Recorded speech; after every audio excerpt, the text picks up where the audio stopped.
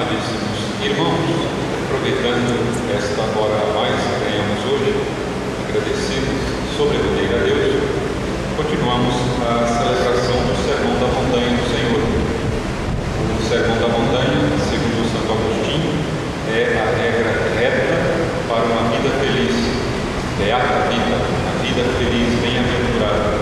É um sermão, programa de governo de vida, programa de fé, que orienta toda a existência de uma pessoa, seja em qualquer lugar, em qualquer época, em qualquer circunstância. O Sermão da Montanha ordena a nossa vida, a nossa existência. É uma beleza profunda, intensa, às vezes amedrontadora, mas verdadeira, simples e muito mais segura para guiar a nossa vida. E as modas, as ideologias, as opiniões da propaganda. Muito bem. O Evangelho é precedido, como uma procissão de missa, pelas leituras que introduzem, que vão mostrando a chave de leitura do Evangelho de hoje. Na primeira leitura, por exemplo, aparece a doutrina dos dois caminhos, antiga essa doutrina, em que Deus diz: olha, eu coloco diante de ti fogo e água, estende a mão para o que quiseres.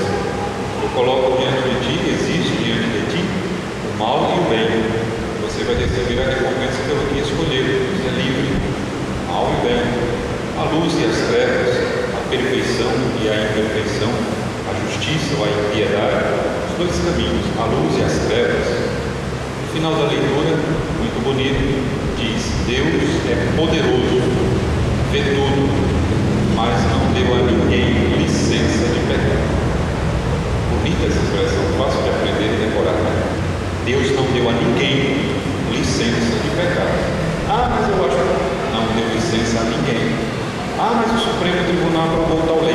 Deus não deu licença a ninguém de pecar. É muito simples de guardar essa comparação, né? Nós temos o hábito de procurar sempre justificativas, razões plausíveis, moderações, temperanças, para adaptar ali ao nosso gosto, para adaptar a religião ao nosso estilo, nossas preferências. O mundo moderno tem esse hábito bem arraigado, mas isso é um fenômeno do homem. Desde Adão e Eva, desde os primeiros pais do paraíso, tendemos a adaptar, a justificar, a moderar as coisas. Por que comeste o fruto, Adão? Não, Senhor, não fui eu, foi Eva. Por que fizeste isso, mulher? Não foi eu, Senhor, foi a serpente. Isso é coisa básica da vida humana. Bom, o Salmo também, precedendo o Evangelho, abre o caminho para a chegada do Evangelho no nosso coração.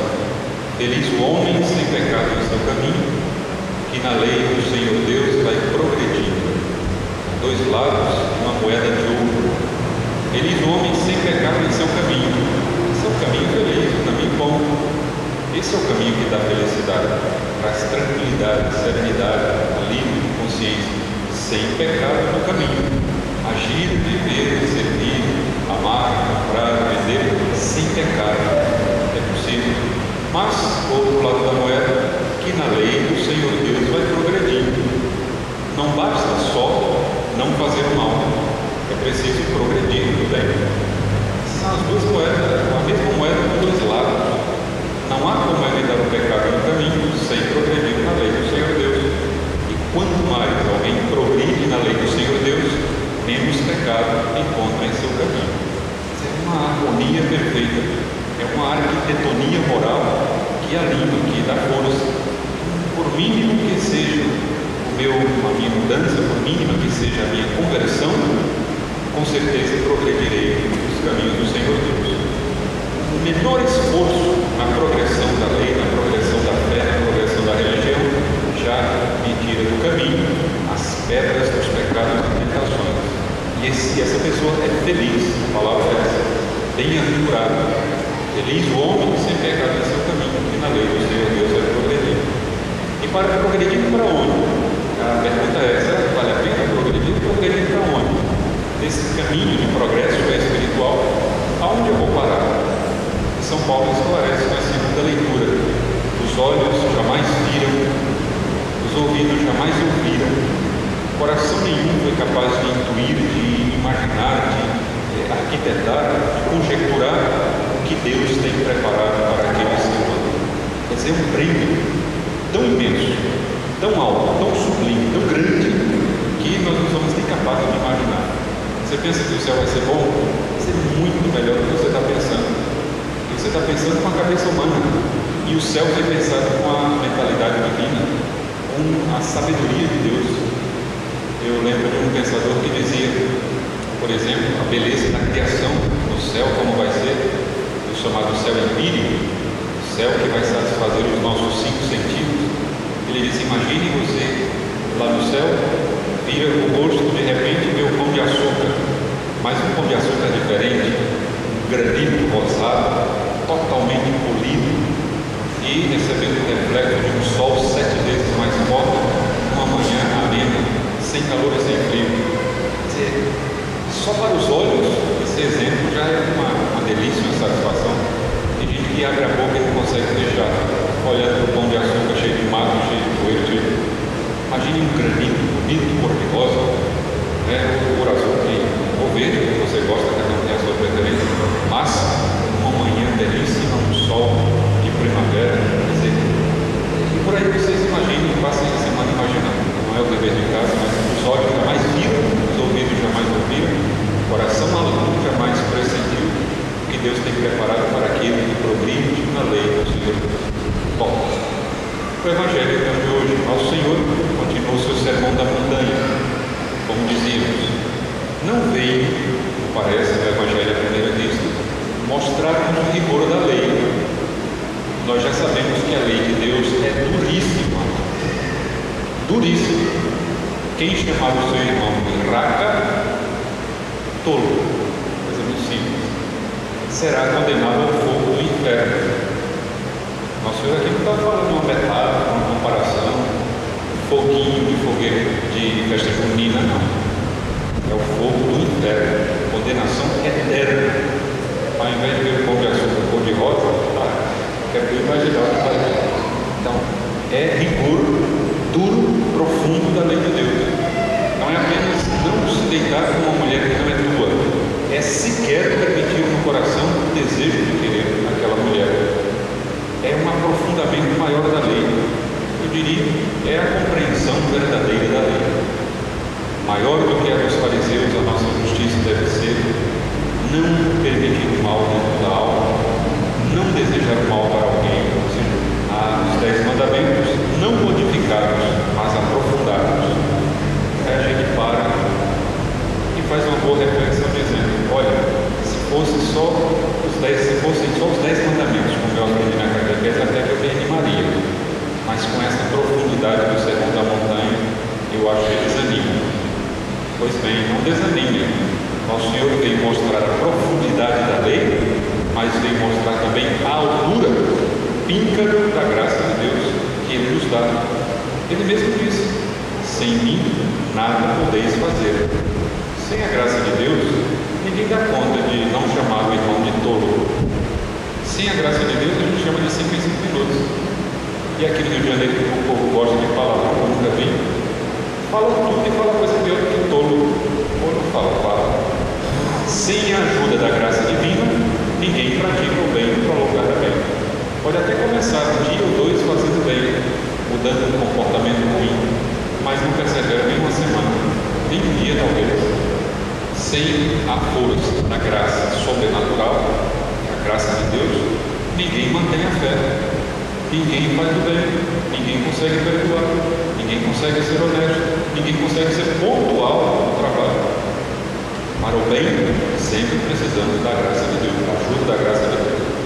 Ora, nosso Senhor dá as suas normas, explica direitinho, mas no finalzinho do Evangelho, parece que nosso Senhor aponta para o alicerce desse edifício dos mandamentos, da lei dura, aponta para o alicerce. E é sobre esse alicerce que eu gostaria que nós detivéssemos um pouco da nossa atenção nesse domingo e veremos, comprovaremos, melhor dizendo, que todo esse edifício mostrado por nosso Senhor, edificado por Ele, se fundamenta muito bem. E se entendermos o alicerce, fundamento, compreenderemos a lei, a religião, a nossa vocação nesse mundo, compreenderemos o céu, compreenderemos tudo, até o inferno, o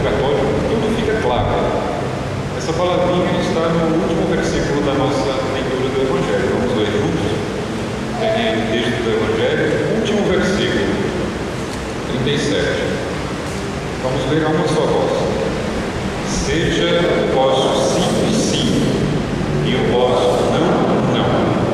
Tudo que for além disso, vem a lei. Este é o alicerce sólido sobre o qual está edificada toda a lei de Deus.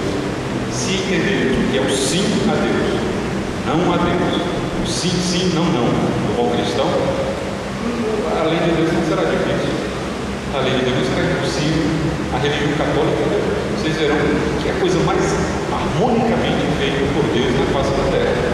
Desde que nós, na sinceridade do nosso coração, da nossa fé, vivamos este sim, sim, este não, não. Para nós isso é muito difícil, porque nós vivemos, em primeiro lugar, uma época de eufemismos, aquela figura de linguagem da língua portuguesa, que você pega uma coisa muito dura e difícil de se dizer e muda as palavras, torna a coisa mais doce. Por exemplo, você não chega para uma pessoa dizendo: olha, tua mãe morreu. É falta de delicadeza, falta de educação. Você diz: olha, sua mãe entregou a alma a Deus. É doce, né? É um eufemismo. Você amacia a frase para ela soar mais bonita, mais suave. Pois bem, vivemos na época em que o eufemismo entrou em tudo. Tudo agora é meio doce, meio alegre, meio sereno, meio algodão doce, não? Por exemplo, vocês conhecem alguma pessoa fofoqueira? Hoje em dia não existe mais isso, não. É coisa de museu. Fofoqueiro, fofoqueiro. Hoje se fala de livre acesso à informação. Como é liberdade de imprensa, eu posso falar o que eu quiser para quem eu quiser, não é fofoca, não. Não existe mais fofoca. É liberdade, o direito de expressar a versão dos fatos segundo a minha ótica. Coisa doce, não? Por exemplo, não existe mais prostituta. Vocês conhecem uma prostituta da vizinhança? Não. É profissional do amor. Carteira assinada. Não é eufemismo isso. É eutanásia. Que palavra bonita, não? Eutanásia. Que fonética agradável. Eutanásia. Forte, imponente. A criança pergunta: mamãe, o que é eutanásia não voluntária, eugênica e econômica? Se a criança conseguisse falar isso. O que é eutanásia? Econômica, eugênica. A mamãe diz assim: meu filho, resumindo em palavras muito breves, é matar a vovó, enterrar rápido para não dar despesa de trabalho. Mas matar a vovó é muito forte, a criança pode ficar traumatizada para sempre. Vamos fazer então a eutanásia não voluntária, que a vovó não quer morrer, não voluntária, eugênica e econômica. Que palavras tão bonitas. Vivemos nessa época assim. Pois bem, o Papa João Paulo II, em 1981, 83, não me recordo agora, ele dizia para os jovens: jovens, aprendamos a viver a clareza e a simplicidade do Evangelho. Sim, sim, não, não. Vamos chamar de branco, que é branco. Vamos chamar de preto, que é preto. Vamos chamar de mal, que é mal. Vamos chamar de bem, que é bem. Ainda que a moda e a propaganda dissessem o contrário. Olha que coisa interessante, não? Aprender a falar sim, sim, não, não. Para ficar mais claro ainda, nós vivemos uma época de teatralidade. Na hora que a pessoa vai falar do seu eufemismo, ainda faz caras e bocas, interpreta o papel, não é? Inventa uma posição de corpo diferente, passa a mão no nosso ombro para que a verdade não seja tão percebida, inventa um tipo de conversa que você não sabe se é verdadeiro, se é falso, se é sim, sim, se é não, não. A pessoa representa, né? Hoje você vai tirar foto, por exemplo, eu gosto muito desse episódio, a pessoa nem reflete se está bem ou se está mal, nem pensa o que está sentindo no coração e abre um sorrisão para fora. É a teatralidade. Está chorando, está preocupado, está angustiado, mas sorrir para ficar bem na foto. É a época da teatralidade. Os senhores pegam os quadros ou fotografias de pessoas antes da Segunda Guerra Mundial, vocês percebem as pessoas refletindo, pensando. Era um mundo mais calmo, as pessoas tinham coragem para refletir. Então, a fisionomia de quem reflete.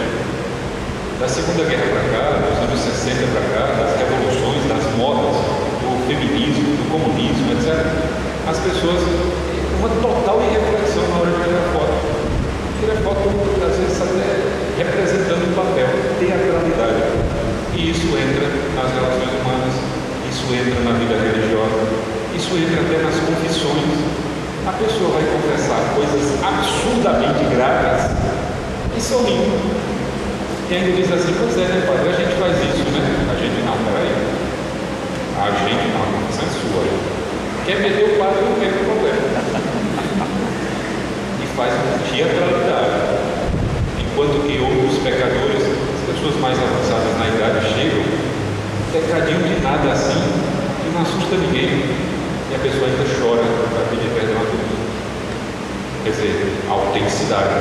Pequei. Não é pequei mais ou menos, não é pá que a gente faz isso.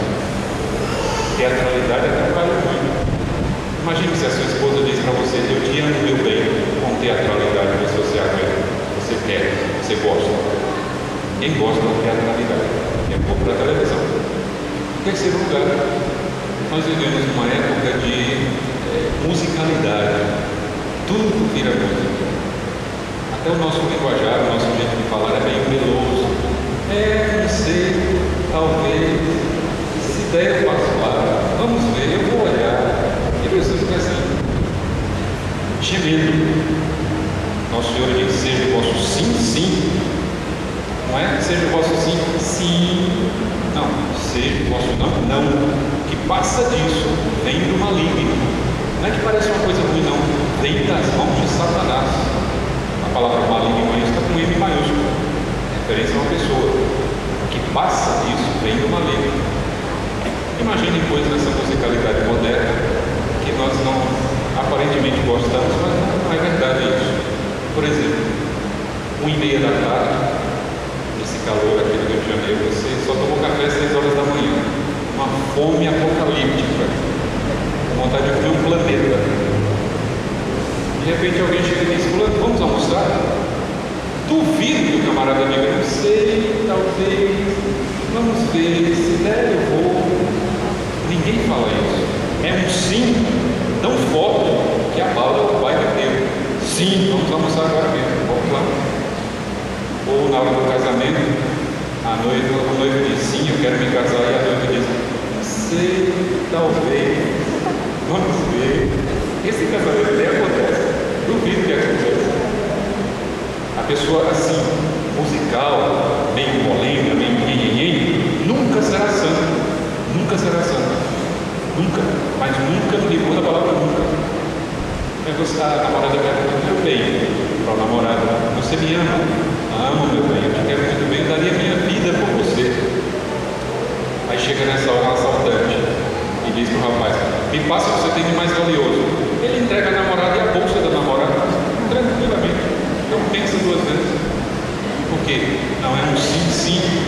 É um sim meio não. Um não meio sim. O que passa disso vem de onde? Vem do maligno. Então os senhores percebem por esses breves exemplos que nossa época é assim.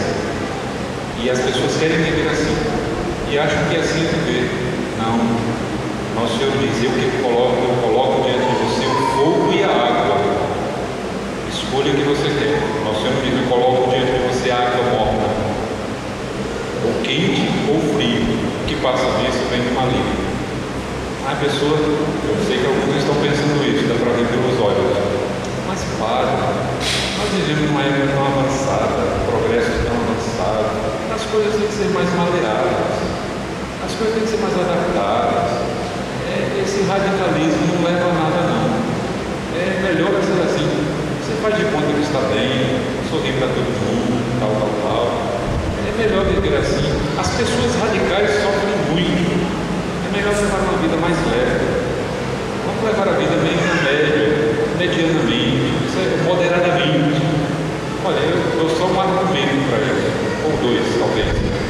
Você vai ao médico e você tem câncer, e o médico, se for baiano, diz assim: não se preocupe não, meu bem, você vai morrer só pela metade, você vai ter uma meia vida, vai ter uma vida mediana. Você sai do consultório desesperado, capaz até de bater a cabeça nos postos da rua. Não existe essas coisas,